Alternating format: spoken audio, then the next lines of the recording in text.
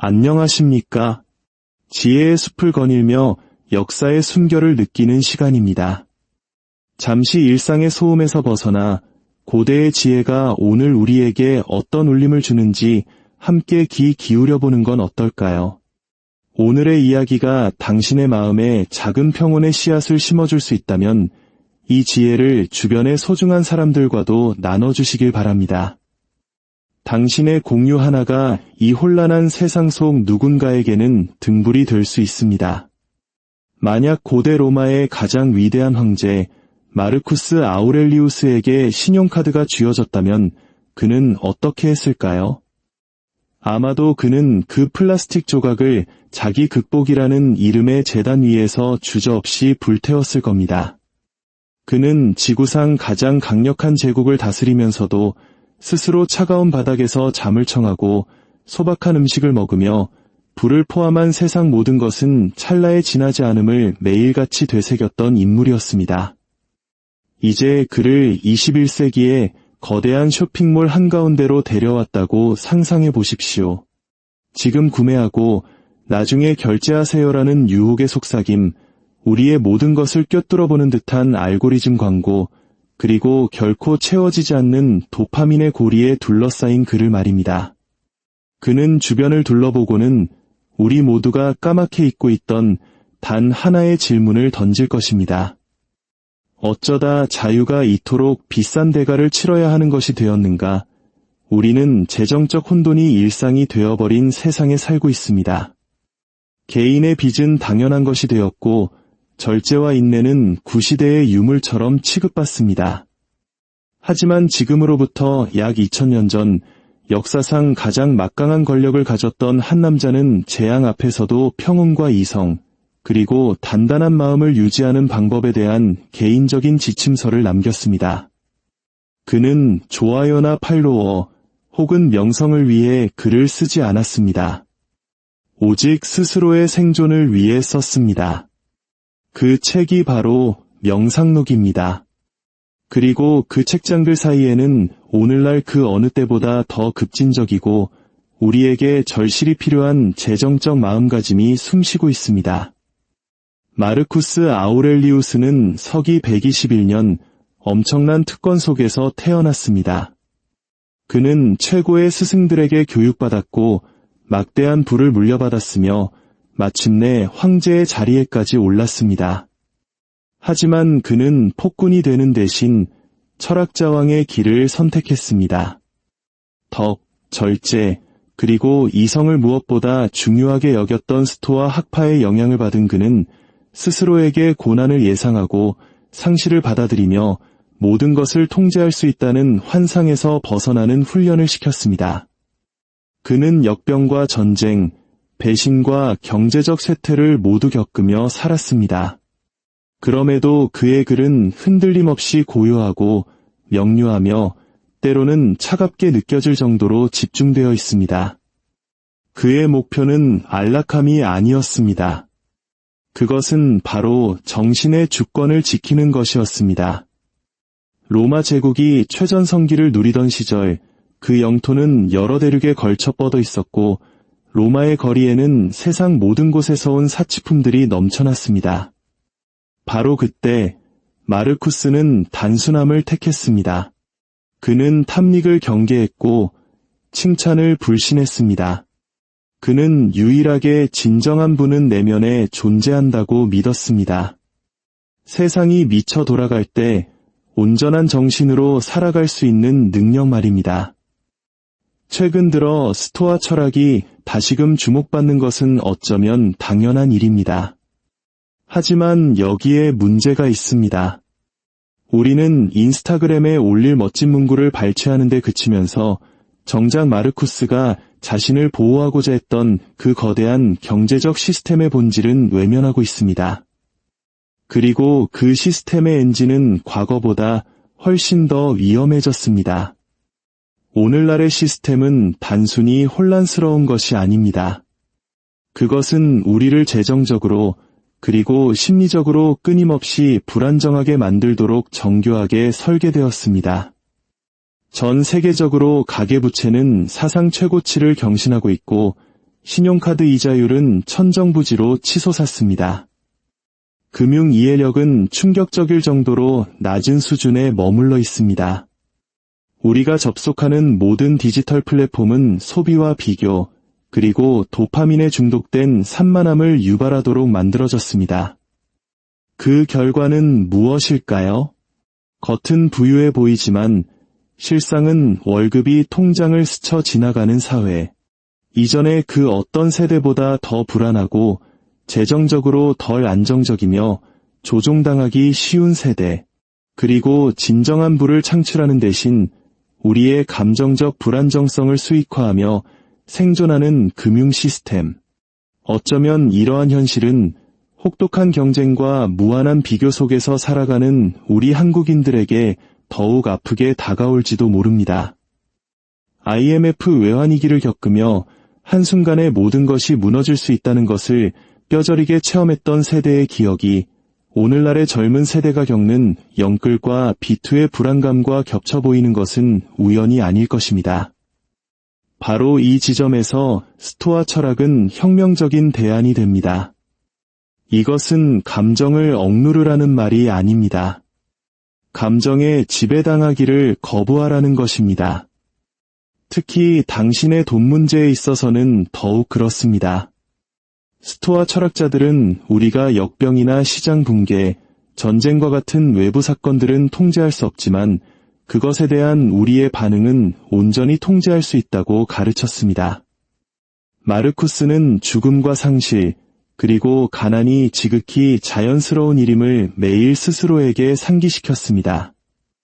욕망이야말로 모든 고통의 근원이며 자제력이야말로 자유의 토대라고 믿었습니다. 이는 모호한 관념이 아니었습니다.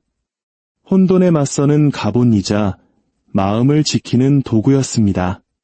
만약 우리가 이 도구들을 오늘날에 적용한다면 그것들은 여전히 강력한 힘을 발휘할 것입니다. 마르쿠스가 권력을 대했던 방식으로 당신의 돈을 대한다고 상상해 보십시오. 더 이상 남에게 보여주기 위한 상징들을 쫓지 않는 삶. 주식시장이 폭락할 때 공황에 빠지지 않는 평정심. 통신사가 새 스마트폰으로 바꾸라고 유혹할 때마다 업그레이드할 필요를 느끼지 않는 단호함. 진정한 경제적 자유는 더 많이 갖는 것에서 오는 것이 아니라 더 적게 필요로 하는 것에서 온다는 사실을 깨닫는 순간을 상상해 보십시오. 이러한 마음가짐은 단순히 미니멀리즘적인 미학을 넘어섭니다. 그것은 현대 경제 시스템에 대한 직접적인 위협입니다. 만약 너무나 많은 사람들이 과소비를 멈춘다면 시스템에는 균열이 가기 시작할 것입니다. 우리 경제는 신용과 소비, 그리고 욕망의 끊임없는 팽창을 동력으로 삼습니다. 이만하면 충분하다는 생각은 시스템에게 위협적입니다. 절제는 수익성이 없습니다. 하지만 마르쿠스가 평생 실천했던 것이 바로 그 절제였습니다. 그는 사치를 보상이 아닌 일종의 시험으로 여겼습니다. 그는 편안함이 인간을 나약하게 만들고 특권의식이 영혼을 부식시키며 유일하게 가질 가치가 있는 분은 결코 누구에게도 빼앗길 수 없는 종류의 것이라고 믿었습니다. 바로 우리 조상들의 안빈낙도의 정신과도 맞닿아 있는 지점입니다. 물질의 소유가 아닌 마음의 평화와 올곧음에서 진정한 가치를 찾았던 선비들의 정신처럼 말입니다. 오늘날 대부분의 사람들은 자동차, 집, 혹은 통장 잔고와 같은 외부적인 지표로 부를 정의합니다. 하지만 마르쿠스는 그것을 환상이라 불렀을 것입니다. 그는 우리에게 상기시켜 줄 것입니다. 진정한 불안, 그 모든 것들이 사라졌을 때에도 흔들리지 않을 수 있는 능력이라고 말입니다.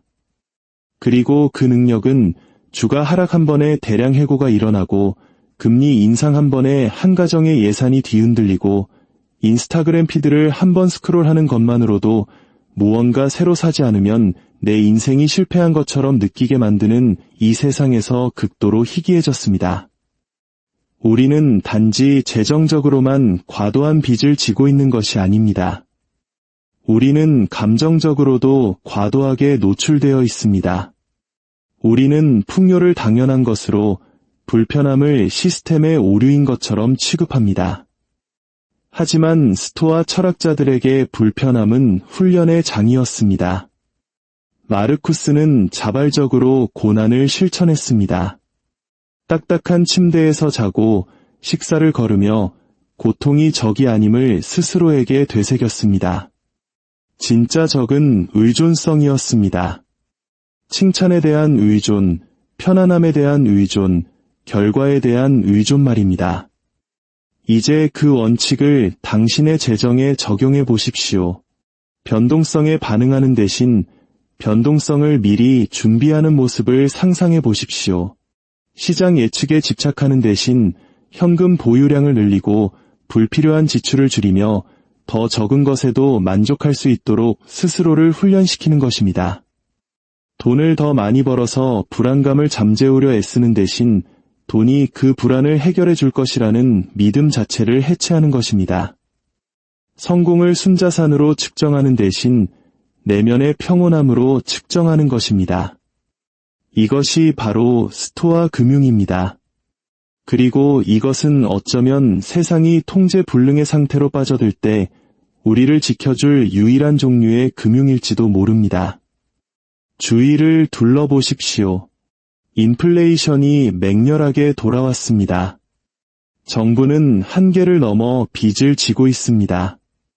중앙은행들은 경기 침체를 피하기 위해 돈을 찍어내는 것과 이미 너무 많이 찍어낸 돈의 후과를 통제하기 위해 금리를 올리는 것 사이에 더뎌 갇혀 있습니다. 그동안 대부분의 시민들은 실질적인 저축도 외부 충격에 대한 완충 장치도 명확한 방향성도 없이 그저 높은 곳에 있는 누군가가 모든 것을 해결해 줄 것이라는 막연한 희망에 기대어 살아갑니다. 하지만 역사가 우리에게 가르쳐주는 것이 있다면 그것은 희망만으로는 계획이 될 수 없다는 사실입니다. 마르쿠스는 구제금융을 기다리지 않았을 것입니다. 설령 시스템이 망가졌다 하더라도 시스템을 탓하고만 있지는 않았을 것입니다. 그는 자신이 통제할 수 있는 유일한 것에서부터 시작했을 겁니다. 바로 자기 자신, 자신의 마음, 자신의 습관, 자신의 기대치, 당신의 힘 또한 바로 거기서부터 시작됩니다. 진정한 자유를 구축하기 위해 금융 전문가가 될 필요는 없습니다. 당신에게 필요한 것은 명확함입니다. 당신에게 정말로 필요한 것은 무엇입니까? 당신은 무엇을 잃을까 두려워하고 있습니까? 그리고 그 이유는 무엇입니까? 당신이 쫓고 있는 그것은 과연 당신 자신의 욕망입니까? 대부분의 사람들은 이런 질문을 던지지 않습니다.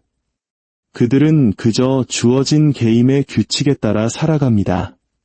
그리고 시스템은 그런 사람들을 사랑합니다.